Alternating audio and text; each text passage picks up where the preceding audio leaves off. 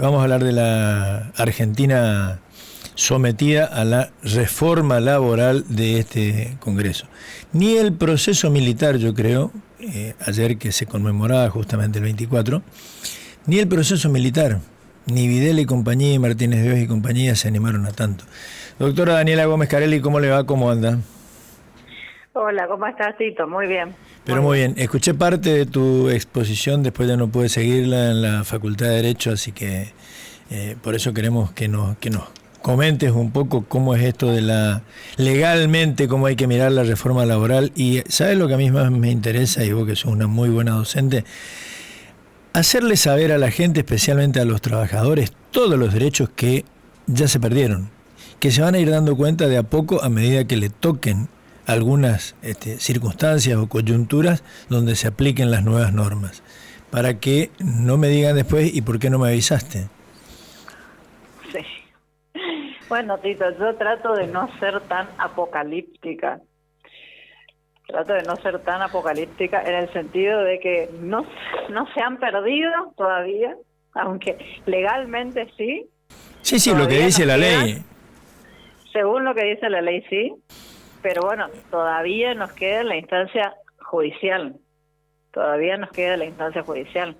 Entonces, confiemos en que, bueno, judicialmente esto se pueda modificar. Hay algunos fallos que ya se han planteado la inconstitucionalidad de algunas normas, el artículo 55, por ejemplo. Sí, porque perdón para que la gente entienda, la mayoría de las normas incluidas en esta reforma laboral son inconstitucionales, ¿no?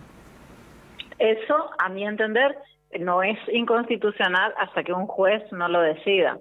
Ahora, según mi formación, según mi entender, son inconstitucionales en el sentido de que toda reforma en el ámbito laboral que vaya en contra de los derechos que ya han sido conquistados son inconstitucionales, porque nosotros hemos firmado, esto alguna vez lo hemos hablado, nosotros hemos firmado el Pacto Internacional de Derechos Económicos, Sociales y Culturales, somos Estado parte, al igual que el Pacto San José de Costa Rica, y nos hemos comprometido como Estado a no retroceder en materia laboral. Entonces tenemos ese compromiso. Ese es el fundamento por el cual... o sea, no se le pueden, por todo el principio, obviamente, y consagrado, de progresividad, o de antirregresividad, si querés, para que se entienda, no se puede retroceder. Los derechos que los trabajadores tienen hoy, que les fueron otorgados por varias sucesivas leyes en el tiempo, no pueden. El momento en que nosotros nos adherimos a esos pactos, ¿sí? Entonces, nuestra jornada legal era de 8 horas diarias o 48 semanales. Sí. Hoy esto se modifica y se puede tener hasta 12 con este famoso banco de horas, que supuestamente a través de un pacto que se haría entre el empleador y el trabajador, un día el trabajador podría laborar 12 horas, otro día 5 horas y otro así, ir variando en sus cantidades, y eso supuestamente de común acuerdo. Sabemos que los acuerdos individuales, los acuerdos entre trabajador y empleador generalmente son unilaterales, ¿no? Sí, unilaterales quiere decir esto, digámoslo claramente, que el empleador, el patrón, se lo impone al empleado, al obrero. Y sí, es muy difícil que el obrero diga no. Sí, decir no y te echo. Y sí.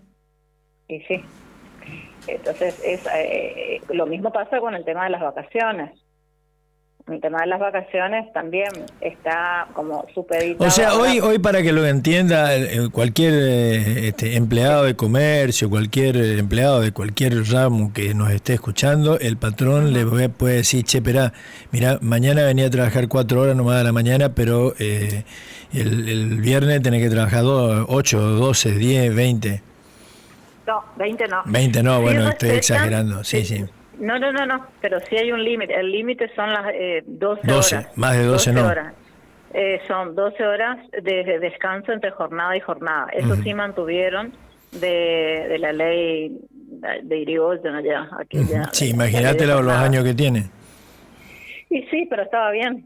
Sí, pues sí, te quiero decir que no es algo Claro, novedoso de los últimos claro, 20, porque 30 años, no, es algo que tiene más de un claro, siglo. se habla como de modernidad, de que son normas vetustas, pero eh, lo que están proponiendo y lo que en realidad lo que legislaron y lo que hoy está vigente son normas que son totalmente contrarias al trabajador, que son regresivas. Son esto, por ejemplo, un trabajador tenía armado su vida, su día, su jornada de 8 horas, con lo que significa que uno tenga la certeza de cuándo ingresa, cuándo sale, y que ahora de repente tu empleador te puede decir, mira, te necesito 12 horas hoy, Sí, pues. pero yo tengo que buscar a mi hija, no, yo tengo la fiestita, no, te necesito 12 horas y Me va a ser quiero ir muy a jugar al difícil que te fútbol. niegas. Eso, bueno, va a ser muy difícil que te niegues, porque sabes cuáles son las consecuencias. Ahora, que puede ser un despido. Nosotros no estamos hablando, y eso es lo que a la gente por ahí le cuesta entender, la gente que no quiere, ¿verdad? Entender. El derecho del trabajo es un derecho protector, es un derecho que nace para proteger, es tuitivo, protector, surge para proteger a una parte más débil, Sí, pues. que es la del trabajador, Sí, porque sí. justamente no tiene poder de negociación. ¿Qué tiene? Su fuerza de trabajo. Trabaja para subvenir a sus necesidades, cubrir sus necesidades con esa remuneración que cobra. Y acepta por ello cumplir con todas las órdenes, las instrucciones y la subordinación hacia su empleador. Es en ese entendimiento, y es algo que un ejercicio que yo siempre les hago a mis alumnos. A ver, si no existiera derecho del trabajo, orden público laboral, un mínimo inderogable, indisponible para las partes, que dijera, bueno, podés trabajar, pero bueno, hay un límite. Podés trabajar y podés contratar a un trabajador, pero tenés que pagar un número determinado. Sí, o lo que yo suelo dar como ejemplo, si sirve, que si no corregime, un empleado no puede al firmar su contrato de trabajo poner una cláusula, usted me puede despedir cuando se le cante. No puede. No puede. Yo acepto que usted me despida cuando quiera. Si quiere despedirme, despídame mañana, no hay problema. Eso no se puede. No, eso no es válido. Eso es el orden público laboral. Hay un mínimo que está constituido por normas, principios laborales que son irrenunciables a la vez, ni siquiera si se ponen de acuerdo entre las partes, hablando del público, si se ponen de acuerdo entre las partes, pueden dejar de lado. Y si dejaran de lado, aceptara el trabajador cobrar de menos, de todas formas él continúa teniendo el derecho en algún momento a accionar, ¿sí? Porque esa cláusula es nula. Entonces yo siempre le digo a mis alumnos, bueno, yo no existe el derecho del trabajo, y todos ustedes 100 alumnos tienen las mismas condiciones, y yo necesito contratar a un trabajador. Bueno, no existe el derecho de trabajo. Todos tienen las mismas condiciones. ¿A quién de ustedes voy a contratar? ¿A quién de todos ustedes? Me dicen, no, al más viejo, al más joven. Al más capaz, porque sería. Todos tienen la misma condición. Al más capaz, todos tienen las mismas condiciones. Entonces, el más barato. Al que me salga al más barato. Es la lógica, y no es que sea tampoco... No es que sea malo, es lógico, sí. No, claro, es la lógica empresarial, pero eso también fue la inteligencia del legislador. Por eso existen las leyes laborales y el orden público laboral, porque se sabe que eso va a pasar, era probable que pase, y por eso se puso un límite. Por eso un contrato de trabajo no es igual que un contrato de locación en el que fijamos cualquier monto por un acuerdo de departamento, ¿sí? Porque claro. Porque si no, yo un día, porque necesito comer, voy a aceptar que se me paguen, no sé, 500.000 pesos cuando el salario básico convencional es de 1.500.000. Claro. ¿Entiendes? Sí, pues, sí. Entonces, es la necesidad lo que marca la diferencia entre las partes. Ahora, ya que hablaste de salario, ¿ahora se habilita el pago en especie como antes, como el mensú, como No, se ¿qué es lo que habilita. exactamente se legisló? Lo que hoy se habilita, y que es terrible, es que te pagan una indemnización, que encima esa indemnización ahora surge del FAL, que es un El famoso fondo, FAL, sí. el famoso FAL, lo que surgiría de un FAL, y que en las grandes empresas se puede pagar en 6 cuotas. Encima que te pueden echar sin causa, te pueden pagar en 6 cuotas las grandes empresas. Y ¿Cómo la grande? ¿La chiquita en no? 12. Y en 12. La chiquita en 12. La chiquita en 12 cuotas. O sea, en lugar de, bueno, vos decías, bueno, te llegan, no sé, 30 millones, no sé, di un número, vas a tener de indemnización, bueno, te pones te convertís en emprendedor, te pones un kiosquito, no sé, haces algo Sí, pues para sobrevivir. si te la dan pero toda junta.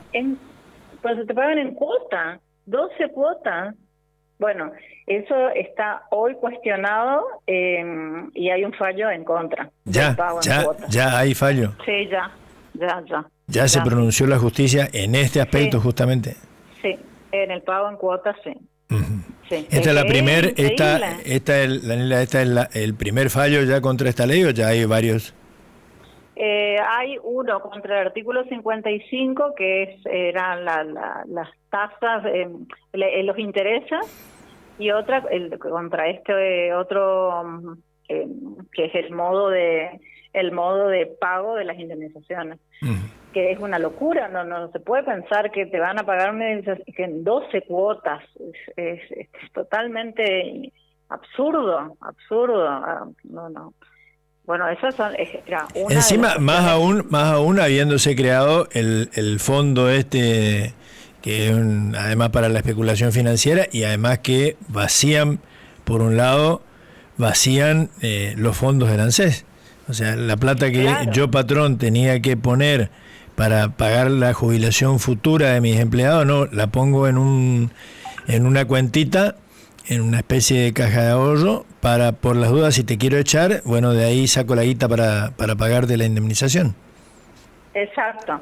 Los pequeños empleadores, el 1% de la contribución, y los grandes, el 2,5%.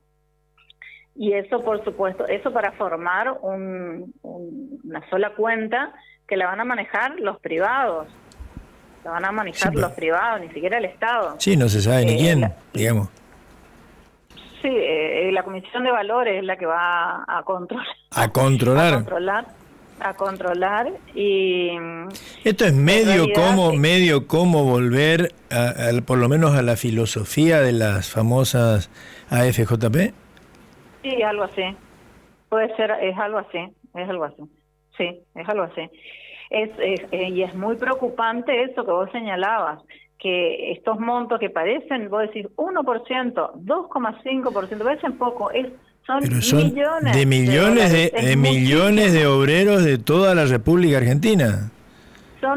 Es muchísimo dinero que se le saca al ANSES, muchísimo. ¿Y para qué? Para financiar el despido. Sí, pues. Exclusivamente. Para financiar un despido.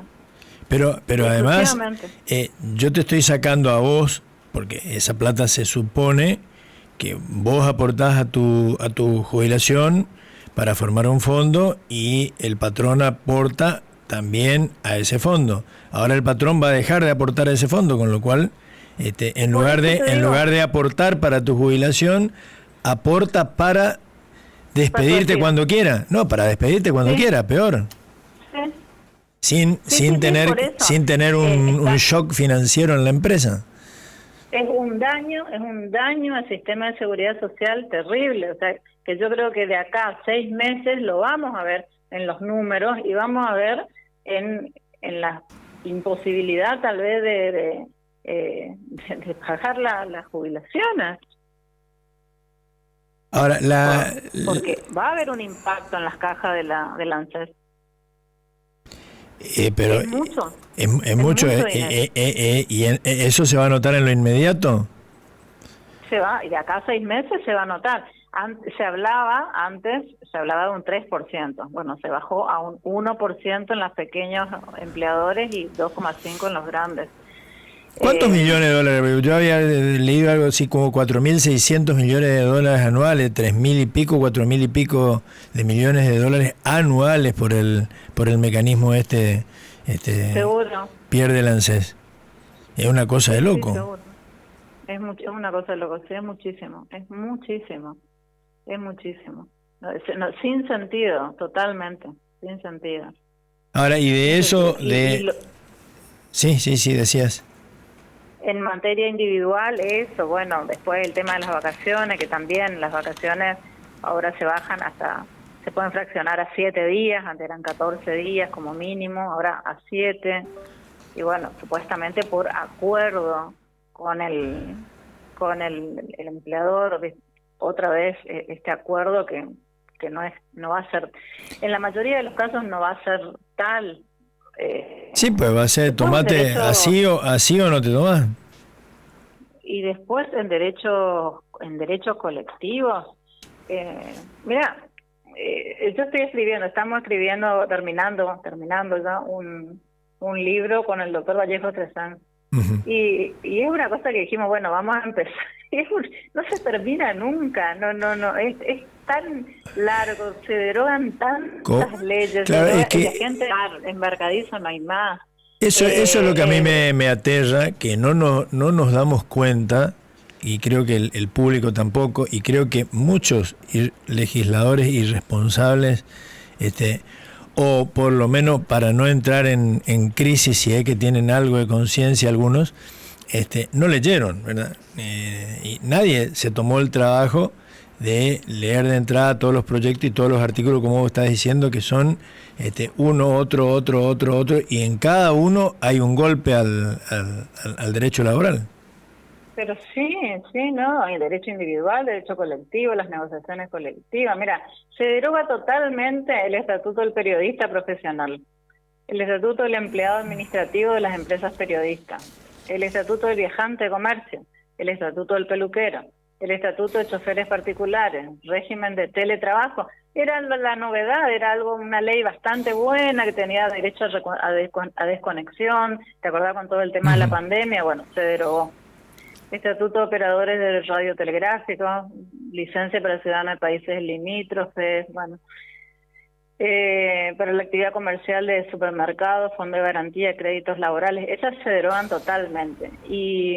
O sea, estas son todas normas que de una manera u otra protegían a los trabajadores de cada uno de estos rubros, de estas actividades, y que hoy quedan a la buena de Dios. Sí, ahora se quedan sin nada, esos quedan sin nada. Después, parcialmente, muchísimas otras leyes. La ley de contrato de trabajo, más de 50 reformas.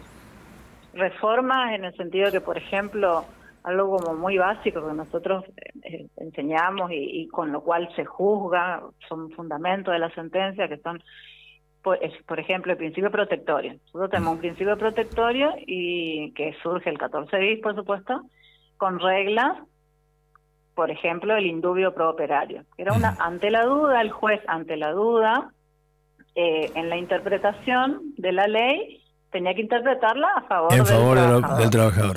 Del trabajador. Y si había también una duda al interpretar las pruebas, al apreciar las pruebas, tenía que apreciarlas a favor del trabajador. No existe más. Se derogó, eso era el artículo 9 de la LST, segunda parte, se derogó. Eso no está más. Ahora, te hago una pregunta. Esto no es que haya sido un invento argentino, un abuso de los trabajadores argentinos. Esto en el derecho comparado, todas estas cosas existen. Sí. O sea que estamos atrasando y más que atrasando, retrocediendo en el tiempo y yendo contra la corriente, de toda la legislación laboral, no sé si de todo el mundo, pero por lo menos la de los países más avanzados, ¿no? Sí.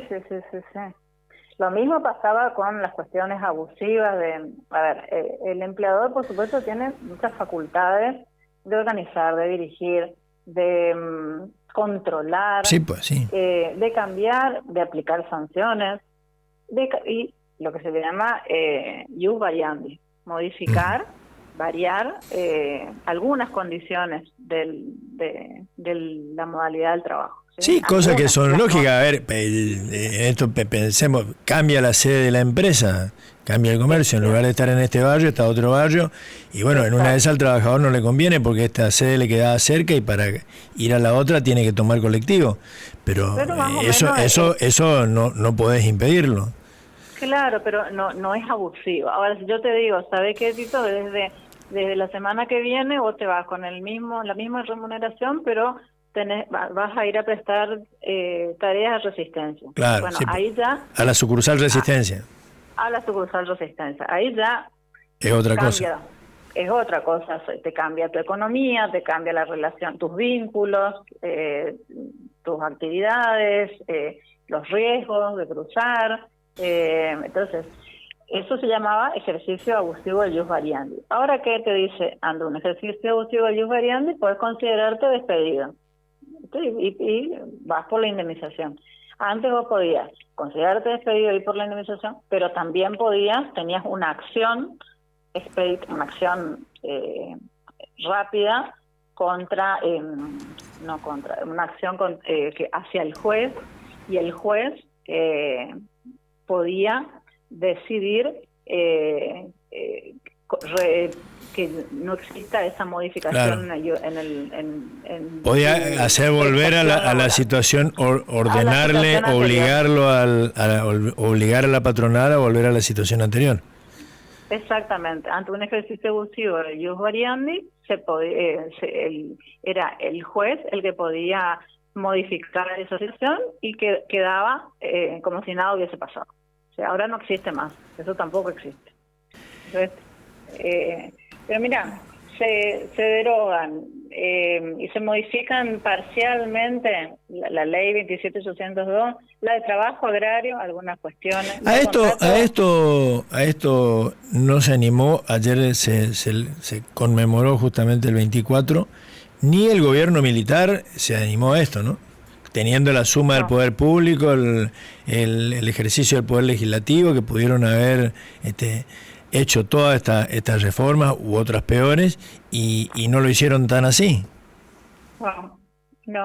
Esto es terrible. Lo que están haciendo es ¿sabes qué? Es intentar quitar al derecho del trabajo su esencia, que es la protección. Uh-huh.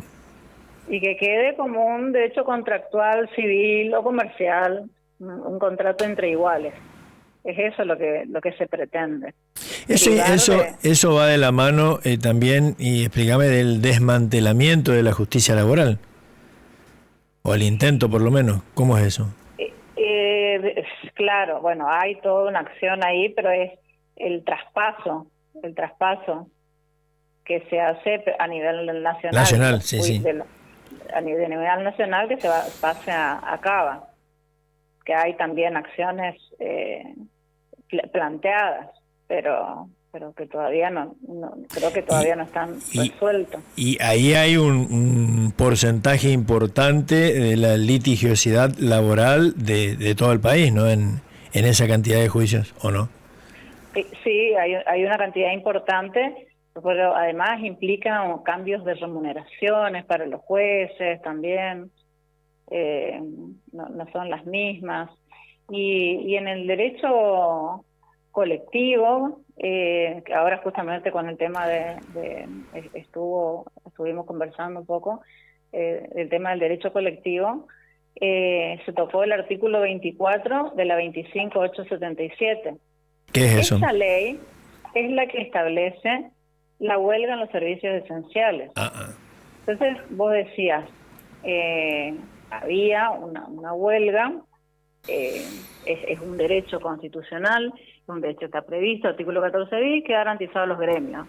La conciliación, el arbitraje, concertar convenio colectivo de trabajo, derecho a huelga, tutela a los representantes sindicales. Bueno, ¿Qué sabíamos de la huelga? Bueno, abstención colectiva, concertada, de la prestación laboral.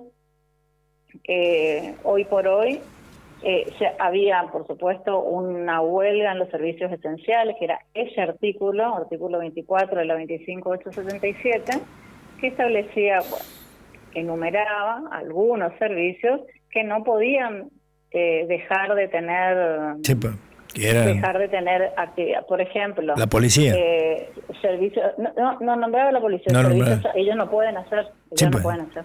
Servicios sanitarios y hospitalarios, producción y distribución de energía eléctrica, gas del Estado, agua potable, controladores aéreos. Y esos eran los servicios esenciales. Ahora se modifica y no solamente se crea numerosas actividades que van a ser servicios esenciales, sino que además se crea otra categoría. Pero estos esenciales pueden hacer huelga solo un 25% de los trabajadores. El resto tiene que laburar. La guardia es del 75% en los servicios. ¿Entendés? Se vacía a la huelga de su contenido. ¿Por qué son importantes? ¿Por qué son importantes los sindicatos? Los sindicatos son importantes porque han generado las conquistas, las luchas, porque tienen un poder de choque, sí. Un poder de choque, tienen fuerza. Es distinto que yo me sienta a negociar como un trabajador individual y va a ser que no me está alcanzando la plata, bueno, andate, ni me van a recibir. Sí. Diferente es que se siente el sindicato, esta es otra cosa. ¿Pero por qué? Porque ese sindicato tiene fuerza en el sentido de que te puede realizar una medida de acción directa y eso te va a generar algún tipo de daño en la producción, porque no vas a producir ese día. Bueno, ahora lo que es totalmente inconstitucional, se generan estas actividades como esenciales con un 75% de guardia mínima. Entonces, si quiere hacer huelga, puede hacer solo el 25% restante. Vacía, qué poder de choque, qué impacto puede tener. Y además crea un grupo de actividades trascendentales, unas nuevas, que pueden hacer solo un 50%, pueden hacer de sus trabajadores. No, es terrible lo que están haciendo. Te comprometemos y vamos a seguir con este inventario casi necrológico, diría yo, de la muerte de las normas laborales, o el intento de homicidio de las normas laborales. El intento. Ojalá que la justicia repare esto justamente. Porque fíjate lo maquiavélico, afectan lo individual, pero también te golpean a lo colectivo para que no pueda. Sí, pues, para que no lo puedan defender, lógico. Sí. Hasta las asambleas quitan la posibilidad de asamblea en el lugar de trabajo, en la 23551. Antes se podía hacer asamblea en el lugar de trabajo sin permiso previo. Ahora quitan ese sin autorización previa en el lugar de trabajo. Quiere decir... O sea, imposible hacerla, sí. Pues. Pero sí, las actividades, mira, guardería, preescolar, primario... Todas estas se consideran servicios esenciales, o sea, todas estas un 75% de guardia mínima. Sí o sí. Servicios sanitarios, hospitalarios, primarios, secundarios, telecomunicaciones, recolección de residuos, aeronáutica comercial, tráfico aéreo, portuario, balizamiento, dragado, transporte de caudales, servicio privado de seguridad, custodia. Todos estos son esenciales, un 75% de guardia mínima. Y trascendentales son transporte marítimo y fluvial de personas, de mercadería, servicios aduaneros, migratorios, producción de medicamentos, insumos hospitalarios, transporte terrestre subterráneo, servicio de radio y televisión, actividades industriales, siderurgia, aluminio, actividad química, cementera, alimenticia, servicios bancarios, financieros, hotelero, gastronómico, comercio. No, toda la actividad prácticamente, no queda nada. Todo es trascendental. Todo es trascendental. Daniela, muchísimas gracias. Te comprometemos y vamos a seguir con este tema porque lamentablemente cada vez nos vamos a dar cuenta de lo que estamos diciendo, de lo que estás diciendo y explicando en carne propia cuando le toca a cada uno, lamentablemente. Muchísimas gracias. No, gracias a vos, Tito. Daniela Gómez Carelli, profe de